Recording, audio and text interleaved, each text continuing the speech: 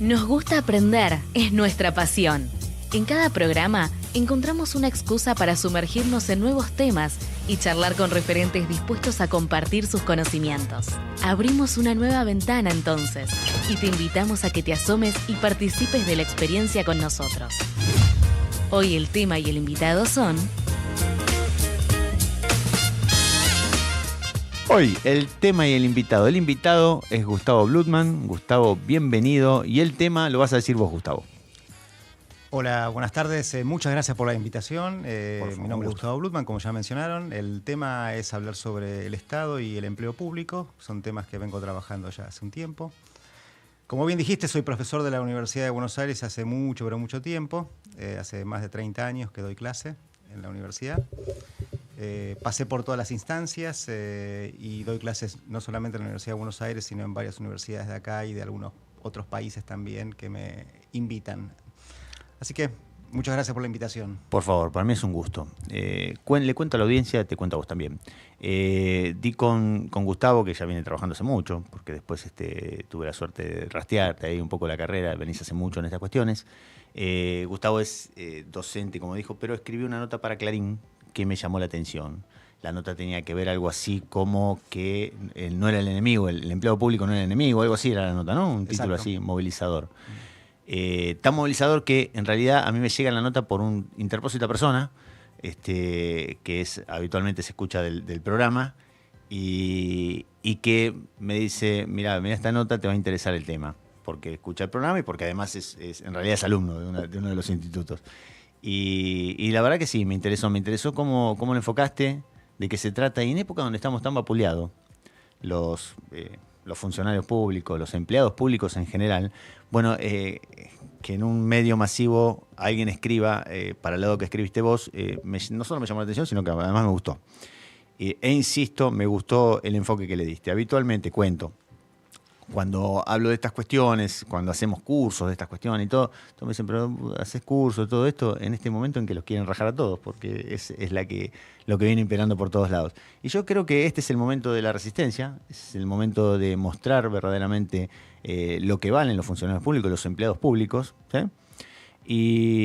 Y además para prepararse, porque esto es una cuestión de contexto que pasará como pasaron tantos otros contextos desfavorables y lograremos en algún momento, aspiremos a por lo menos quitar la imagen que vos citás en el recorte, que es la típica imagen, vos en lo que escribís, cada vez que se habla de empleado público nos viene la imagen de Gasalla, del personaje de Gasalla diciéndole atrás.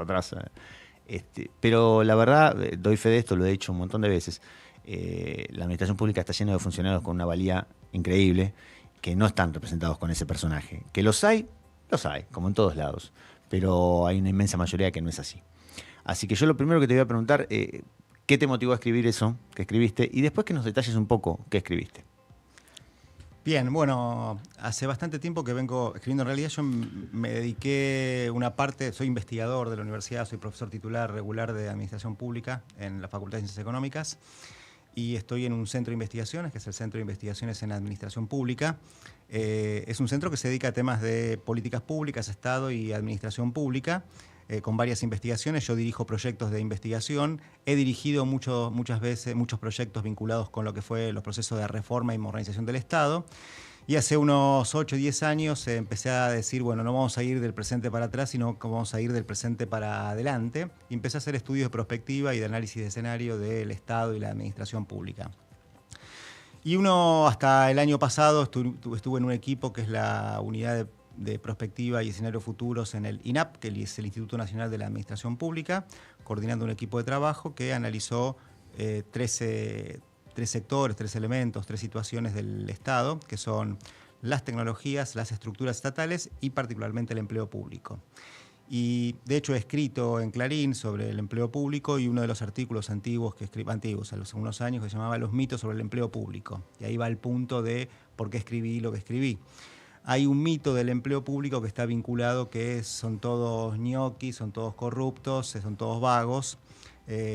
Si tenemos el número de la cantidad de empleados públicos que hay en Argentina, comparativamente incluso con América Latina y el resto del mundo, Hay 4 millones de empleados públicos, menos, hay 3.800.000, digo 4 para cerrar el número, pero 3.900.000. Uno dice, son muchísimos empleados en una población de 44 millones de personas. En realidad representa el 10% de la población y eso lo representa en la mayoría de los países. Algunos países más, algunos países menos. Si comparamos con Uruguay, obviamente la proporción va a ser mayor en Uruguay por la cantidad de habitantes y va a ser menor en Brasil por la cantidad de habitantes. Bien. Pero ese es el promedio. Pero lo interesante de las cifras es que uno dice hay muchos empleados públicos, hay que echarlos a todos porque son todos vagos, etcétera, etcétera, los mitos que se hablan. Y la realidad es que el 80% del empleo público está en las provincias y en los municipios. Es decir, solamente el 20% está a nivel nacional. Ahí es el primer dato interesantísimo. Y tiene que ver con que estamos hablando, cuando estamos hablando de la mejora, voy a echar a los empleados públicos y qué sé yo, estamos hablando de un 20% del total. A nivel nacional. Sí. A nivel nacional. Eso incluye la Policía Federal, la justicia, incluye por legislativo también, con aproximadamente 15.000 empleados. Incluye a los bomberos que apagan un incendio, también son empleados públicos, también los podrían echar porque también son empleados públicos. Sí, o el maestro de una provincia o el enfermero de un hospital. Claro. O sea que hablamos del total de los empleados públicos, hablamos solo de un 20%. Y ese 20% incluye, en su gran mayoría, fuerza de seguridad, docentes y personal de salud. No, el 20%, eso es para las provincias. Para las provincias representa, ese 80% está dividido en un 60% representa las provincias, un 20% representan los municipios. Sí, datos a nivel nacional se consiguen los datos más o menos ciertos, a nivel provincial relativamente ciertos, a nivel municipal es más difícil porque hay casi 2.100 municipios y gobiernos locales y la cifra no es exacta. A nivel nacional uno tiene que contabilizar varias cosas. El empleo de lo que es el Estado Nacional, o sea, de los ministerios, no son más de 120.000 personas. No hay más que eso.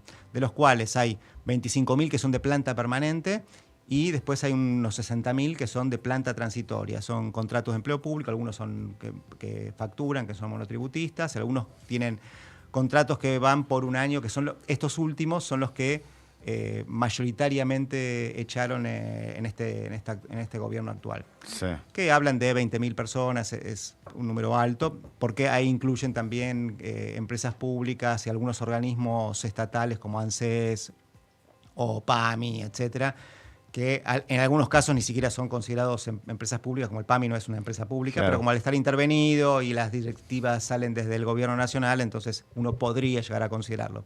Pero en síntesis, el grueso está en las provincias que tienen salud y educación y policía, ese es el grueso principal, y cuando uno dice vamos a echar empleados públicos, uno tendría que echar salud, educación y seguridad, cosa que parece irrisorio en un país que necesita salud, educación y seguridad. Sí, claro. Ese es el tema central. A nivel nacional hay mucho empleado público en diferentes áreas, seguramente estarán las personas que no trabajan, pero yo hace mucho que conozco y trabajo y he funcionado en varios organismos públicos y sé de que hay muchos empleados públicos que ejercen su trabajo con mucha vocación, que tienen muchas ganas de trabajar y les gusta trabajar en el Estado, que tomaron una decisión. Algunos entraron porque no conseguían otro trabajo, algunos lo toman como un trampolín a otra cosa, pero hay muchos que lo hacen porque tienen ganas de ayudar a la gente. En algún momento trabajé en Desarrollo Social, por ejemplo, que es un organismo que brinda acción, trabajé en educación y la gente quiere hacer cosas, independientemente del gobierno de turno que haya en ese momento. Bien, es decir que si estamos hablando de bajar el presupuesto, es una pequeña proporción la que se puede bajar y es muy grande el daño que se puede hacer. Mínimo, y de hecho el actual presidente dijo no voy a echar a ningún empleado público que trabaje y ahora habla de que están echando a los ñoquis. En realidad no echaron a ñoquis, probablemente algún ñoqui anda suelto por ahí que lo echaron, pero hicieron barrida de lo que había para reducir gasto, que no reduce nada de gasto. La verdad que el costo del empleado público que echaron es mínimo. Echaron gente que cobraba al día de hoy, serán 300.000, 400.000 pesos. Sí. Es nada. No mueven perímetro. No mueven perímetro, son gente que era secretaria de algún funcionario o un administrativo que hacía alguna tarea, gente que en algunos casos puede ser que no haya conseguido otro trabajo y le dieron ese lugar, pero se ponía a trabajar, hacía cosas para el Estado. Y alguna vez me dijeron, es tan importante en un set de cine el que sirve el café, para que los actores trabajen bien, lo que digo es tan importante el director nacional, el secretario del secretario, como el administrativo que le lleva la documentación al funcionario. Bien, bien. Te voy a preguntar, Gustavo, ¿cómo ves la capacitación, la formación de los funcionarios públicos? A nivel está muy repartida porque por lo mismo que decía, estamos en un país federal, cada provincia tiene su autonomía y maneja sus propios recursos. De hecho, cada provincia nombra a sus policías, nombra a sus médicos, enfermeros y a sus docentes. La capacitación a nivel nacional, que es la que da el INAP, el Instituto Nacional de la Administración Pública que mencionaba, en realidad está muy bien organizada y así como muchos organismos tienen cierto prestigio, como el INTA o como SENASA o como la CONEA, que tienen un prestigio no solamente nacional sino internacional, el INAP realmente ha organizado acciones que están vinculadas con la actividad de fortalecer a los funcionarios. ¿Es posible mejoras? Sí, es posible mejoras. Nosotros impulsamos en su momento, y vengo escribiendo cosas al respecto, de lo que se llama del paso del cuello azul al cuello blanco, del cuello blanco al cuello digital. El cuello azul es los trabajadores, principio del siglo XX, que trabajaban en las industrias. Si uno recuerda la película Tiempos Modernos de Chaplin, entonces uno tenía el overol o el mameluco que usaba azul y por eso se lo llamaba de cuello azul. Y ese es un pasaje que se dio después con los administrativos de cuello blanco y ahora hay un pasaje a lo que se llama el cuello digital. Es decir, ya no se lo ve por la ropa, el cuello blanco es por la camisa blanca, sí. No se lo ve por la ropa, sino por los conocimientos. Si uno dice... hace 20 años uno pensaba que iba a usar celular y todas las funciones que tienen los celulares, no, era uno que se conectaba primero con un celular, no sabía qué hacer, salvo marcar los números y llamar por teléfono, hoy día lo usa para hasta hacer trámites. Lo mismo va a suceder con el empleo público porque las tecnologías, y el empleo público y el empleo privado, las tecnologías avanzan y la gente va a tener que apropiarse de muchas de las herramientas que existen en la actualidad para desempeñarse en el trabajo. Y eso requiere una funcionalidad en los organismos de capacitación que debería visualizarse. Yo creo que a esta altura, aparte porque lo han dicho, no hay un interés pleno para desarrollar capacitación específica para los empleados públicos, pero bueno, de todas maneras hay que manifestar e impulsar acciones como para que esto se lleve a cabo. A nivel de las provincias y de los municipios es variada la situación. Si tenemos que mirar de qué manera ingresan los policías, los médicos o los maestros, en realidad siempre hay un sistema de selección. Es decir, los que entran no entran como ñoquis, entran porque los seleccionan específicamente. Hay junta de clasificación, los médicos tienen que ser médicos o los enfermeros tienen que tener un título y los policías tienen algún sistema de 2, 3, 4, 6 meses o un año de acuerdo a la provincia. Después evaluaremos si funcionan bien, regular o mal los enfermeros, los médicos, los docentes y la seguridad en general. Eso falta en la Administración Pública Nacional, que es que los empleados públicos estén concursados. Existe todo el sistema. Una de las cosas que planteo en el artículo que vos mencionaste es quieren incorporar acciones que ya figuran en los sistemas, tanto de qué manera tienen que ingresar la gente, por concurso, existe concurso. Eso también me interesaba, porque vos marcás eso, marcás lo que se quiere imponer y que ya están, son herramientas que ya están, hay que mejorarlas. A ver. Sí, hay concursos, hay lo que se llama Sistema Nacional de Profesión Administrativa, de que uno tiene que hacer varias instancias para obtener el cargo. Que hay gente que entra acomodada, que sabe cómo va a ser el concurso, seguramente lo hay, a mí no me consta, pero hay situaciones específicas que llevan a que un concurso pueda ser viable, que uno pueda visualizar, o sea, la trazabilidad del concurso que tiene que ver con que tenga antecedentes, un perfil específico para el cargo que se va a postular, es decir, cualquiera para un cargo en la Dirección Nacional de Vialidad no podría ser, tiene que ser alguna persona que sepa para un cargo profesional o técnico específico. Y después hay instancias psicológicas y entrevistas individuales y hay una preselección, o sea que hay instancias, hay que llevarlo a cabo. Los gobiernos en general, tanto de Cristina como de Mauricio Macri, como el de Alberto Fernández, lo impulsaron todos al final de sus mandatos como para hacer una especie de puesta en escena que se hacían concursos, que me parece bien que los hagan, tendría que haber sido originales, o sea, que en su origen de gobierno empiecen a hacer esos concursos. Además, te interrumpo, discúlpame, los hicieron sobre el final del mandato, lo cual ocasionaba que si los daban o no, todavía después les daban la permanencia, en muchos casos era para acceder a la permanencia, le daban la permanencia pero no tenían un año de antigüedad y fueron los primeros que echaron. Exactamente, hay muchos de los que hicieron concursos, como no tenían año, lo mismo pasó en la época de Macri, lo mismo pasó cuando asumió Alberto Fernández, algunos también se dejaron de lado, y igual fue mínimo, no fue lo sustantivo. No, pero a veces parece hecho a propósito. Es difícil evitar pensar que no es a propósito. Porque una gestión de 4 años, ponerte a hacer los concursos en los últimos 6 meses, y no es que te estoy pegando a una gestión. Como vos bien decís, fueron más de una gestión las que hicieron, fueron por lo mismo, ¿no? Los últimos 6, 8 meses del año se ponen a hacer los concursos y bueno, la gestión que viene atrás lo que hace es echar a esa gente porque las exhibe. La gente va a dar los concursos, aprueba, consigue la vacante, pero todavía no tiene un año de antigüedad, se lo explicamos a la gente, después del año de antigüedad consigue la permanencia. No consigue la permanencia, es lo más fácil de echar, y además lo primero que hacen es echarlo para empezar a hablar de vuelta, digamos, ¿no? Exacto, es una estrategia que utilizan los gobiernos en general como para garantizar a veces a perfiles propios que quieren dejar en el Estado. No me parece bien, lo hacen, es válido, qué sé yo, está permitido. Y después el otro tema es las sanciones que quiso poner el decreto que estableció el ministro de la Transformación, Sturzenegger, que es sancionar a los empleados que no van a trabajar o que no cumplen la función, etcétera. Ya existe eso. O sea, le aplicaron alguna posibilidad más, pero ya existe. El tema es que es difícil aplicar. Entonces, y acá hay mucha presión a veces de la propia gente, a veces de los gremios y a veces de las propias autoridades que no impulsan ese tipo de acciones cuando hay gente que no funciona.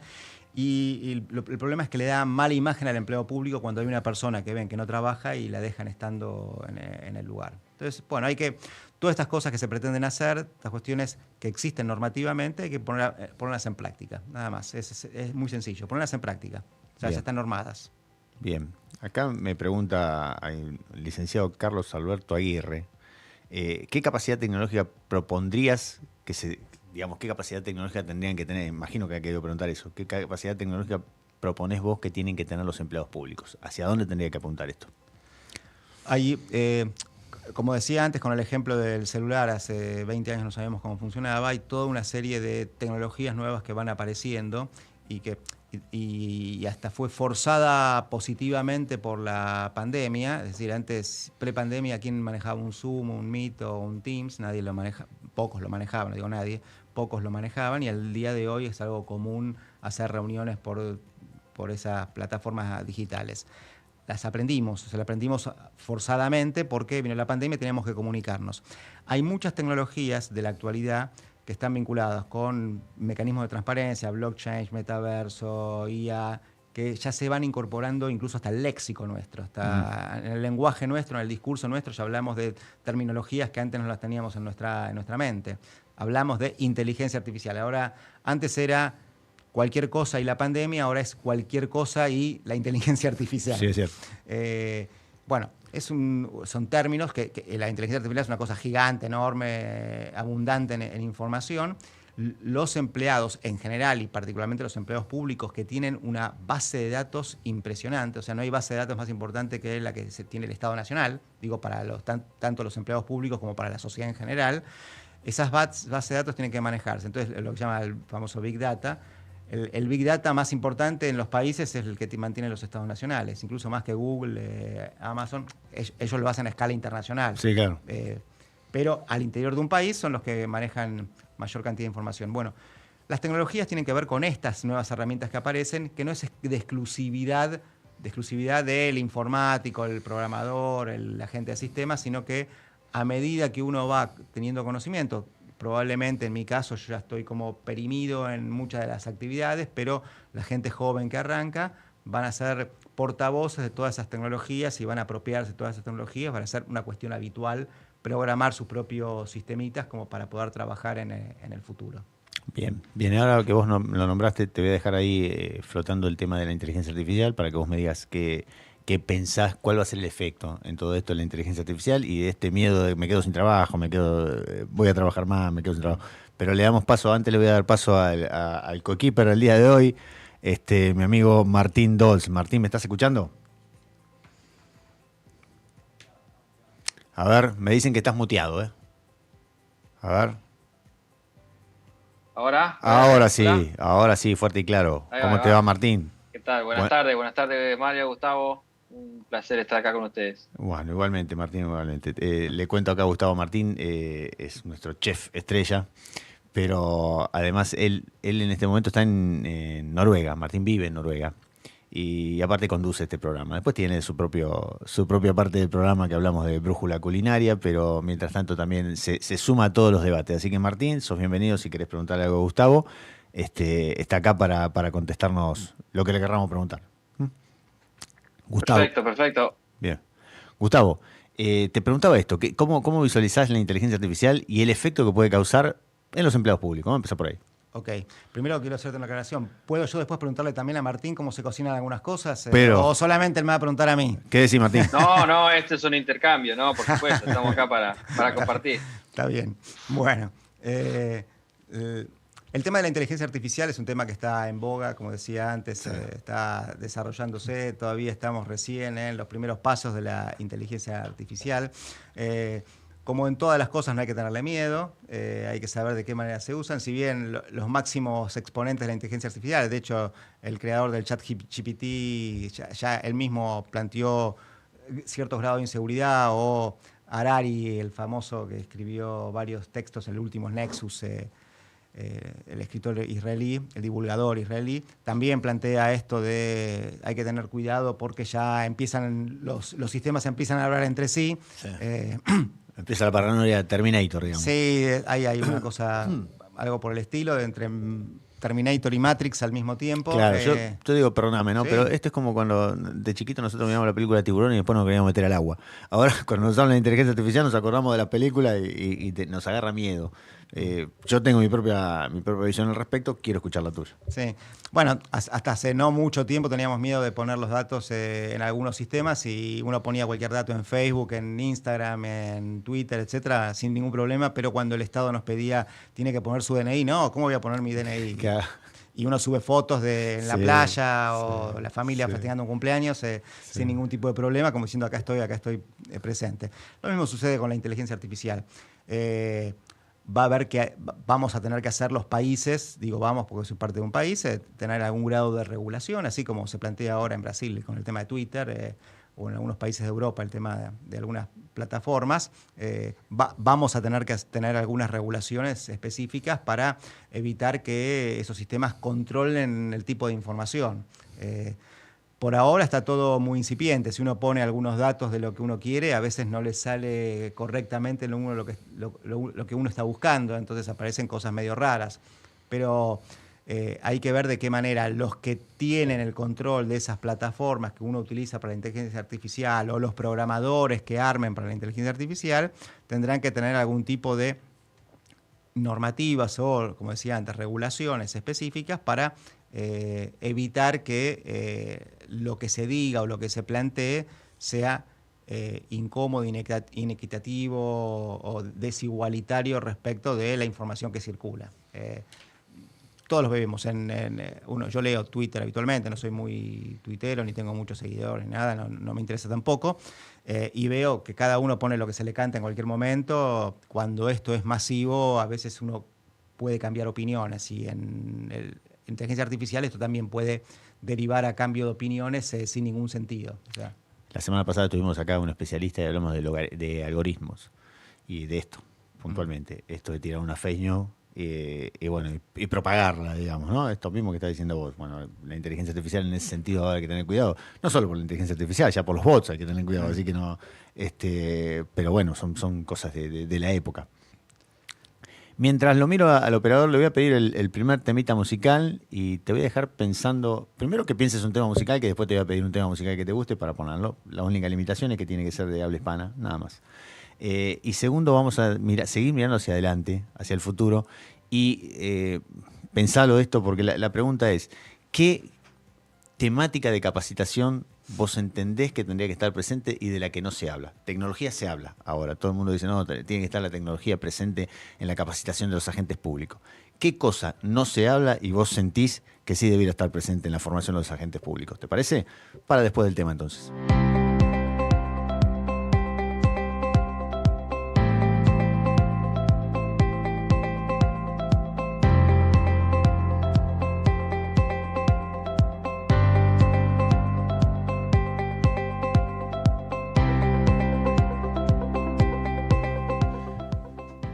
Seguimos y había quedado ahí una pregunta pendiente para Gustavo. Le había dicho qué cosas él sentía que faltaban en la formación de los funcionarios y qué él sentía que eran cosas que no se hablaban. En mi caso yo tiro lo mío y te doy la posta a vos para que sigas. En mi caso lo que creo que falta de capacitación en los funcionarios públicos es cuestiones de liderazgo. Creo que hay una carencia de líderes en la función pública, en la función en general, privada también, pero en la función pública se nota mucho. Faltan líderes capacitados y formados para ser líderes. ¿Y vos qué me decís a todo esto, Gustavo?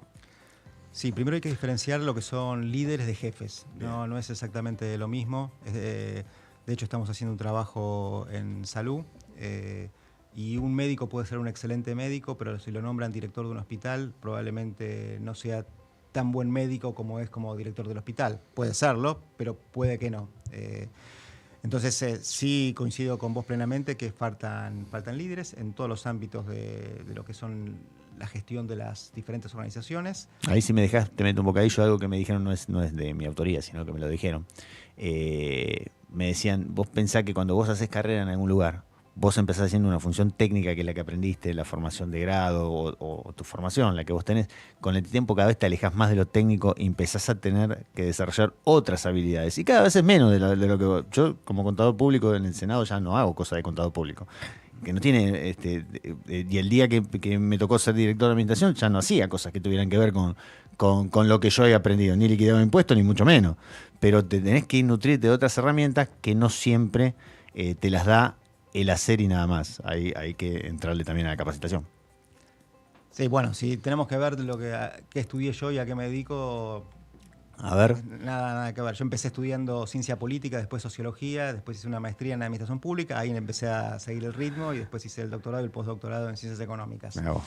No sé sumar ni restar ni con calculadora y sin embargo siempre me tocó tareas vinculadas con lo que es la economía, la administración. También gestioné programas y proyectos bastante grandes, importantes y vinculado con el financiamiento. Trabajé en el Ministerio de Economía, trabajo en la Facultad de Ciencias Económicas, así que los números me persiguen y yo le estoy corriendo para adelante.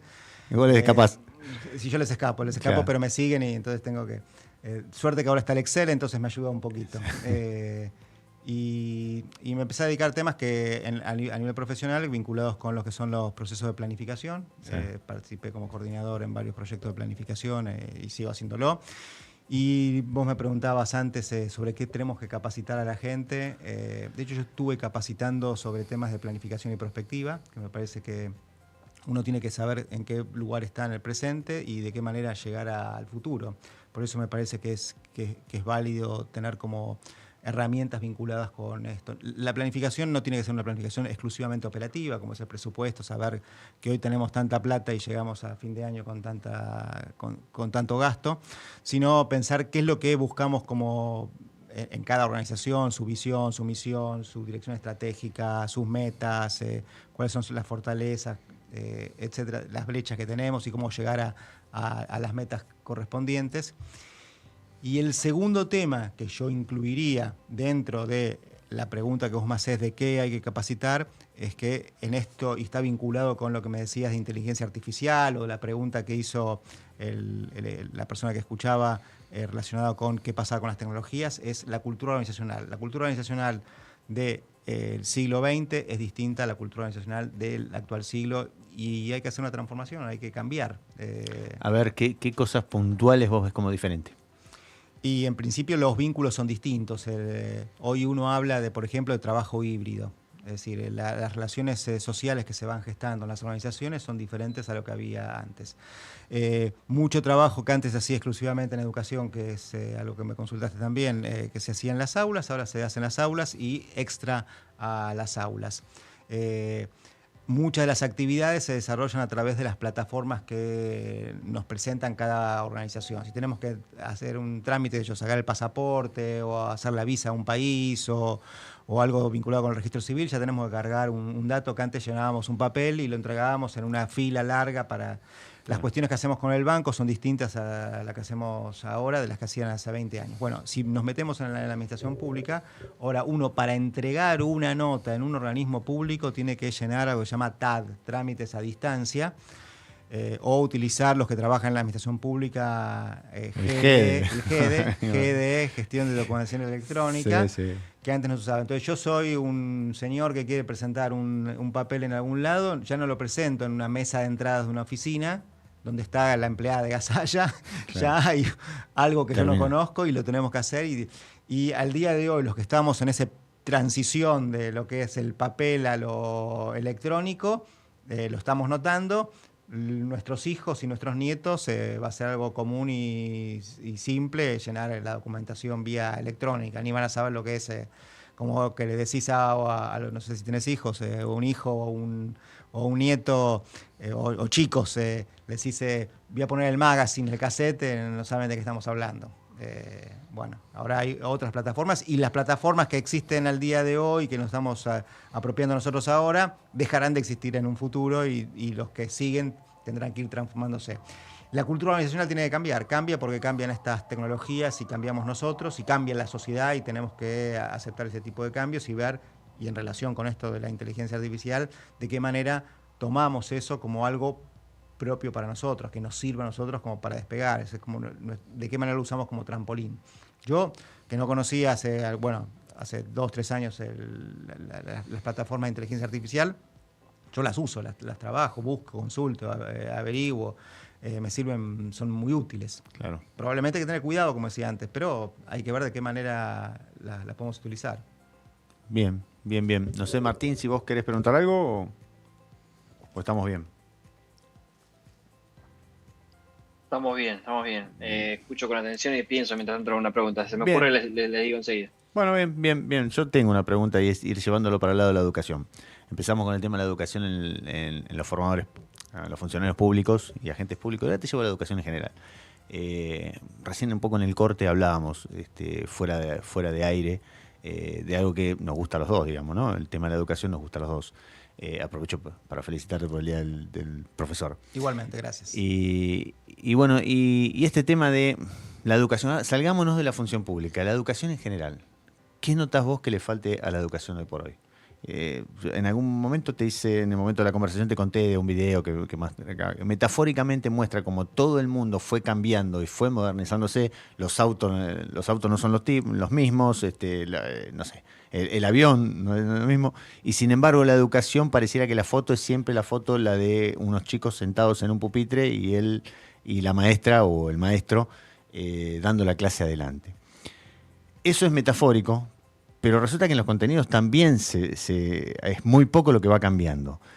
A mí me apasiona ese tema y me tiene muy ocupado siempre pensando qué es lo que habría que cambiar. Hay que cambiar un montón de cosas. ¿Por dónde empezarías? ¿Qué cambiarías?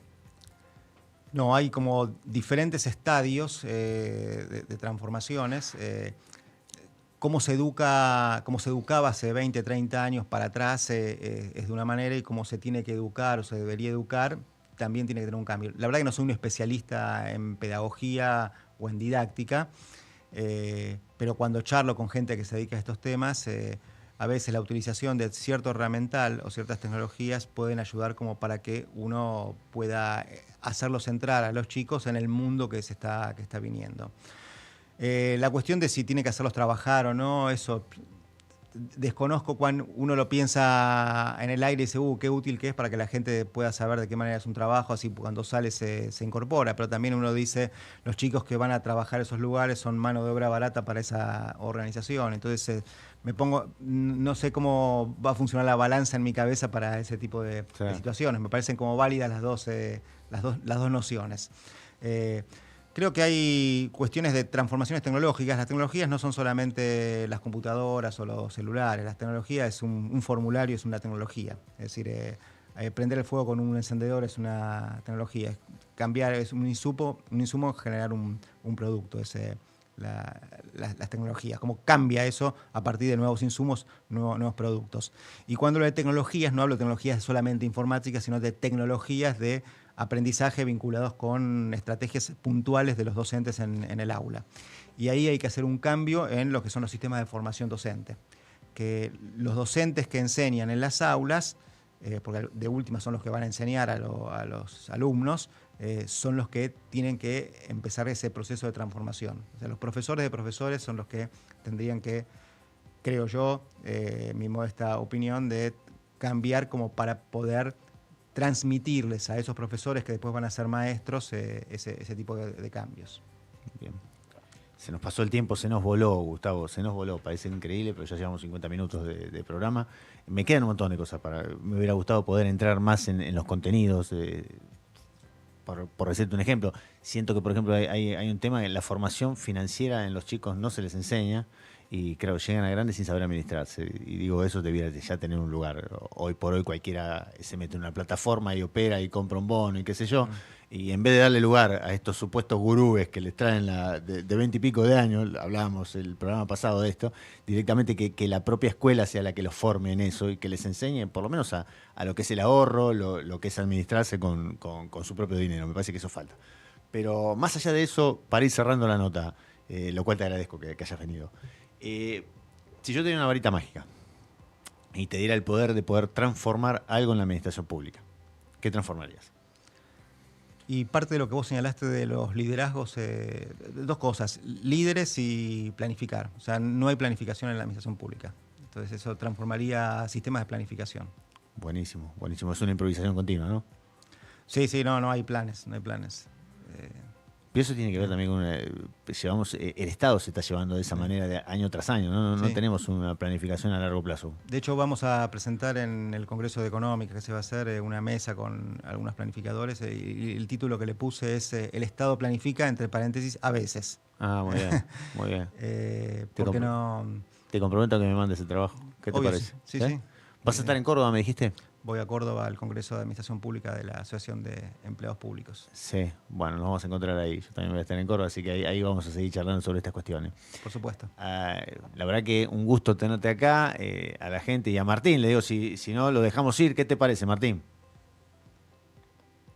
Muy bueno. Y como último, como un breve comentario, y ahora que escuché a ustedes hablando de lo último que dijeron, da la sensación a nosotros, los civiles, que siempre la parte administrativa del Estado está improvisándose constantemente. No es algo, diste justo en el clavo con la palabra para describirlo. Eso es algo que de alguna manera se deja ser de esta manera, o es tan difícil cambiar esto y tratar de llevarlo a un modo más organizado que pareciera ser imposible de cierta forma. ¿Respondo yo? Sí, vos. Después te toca responderme algo sobre cocina. Dale.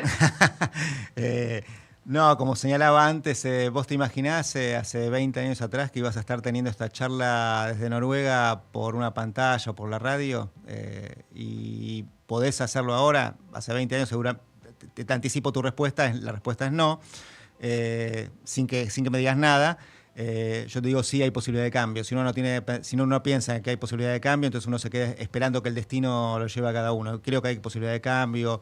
Hay voluntad de cambio. En nuestros estudios de cultura organizacional, por ejemplo, medimos cómo piensan que están ahora y cómo les gustaría estar, y lo que se marca es lo que se denomina índice de frustración, que parece mala la palabra, pero es muy buena. ¿Por qué? Porque dice, estamos mal, pero queremos ir a un lugar mejor. Entonces se mide ese tipo de cosas.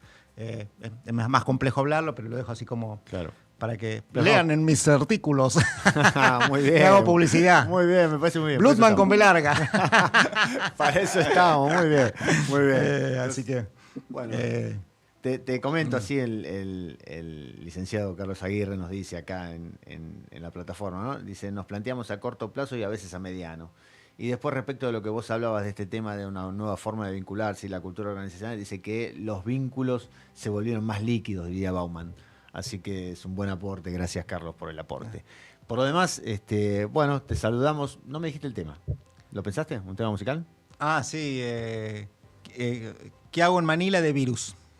¿Qué hago en Manila de Virus? ¿Lo tendremos, Ezequiel? Ahí Ezequiel lo va buscando. Sí. Bueno, mientras tanto te vamos despidiendo diciendo que es un gusto. Nos veremos seguramente en 2 semanas en Córdoba.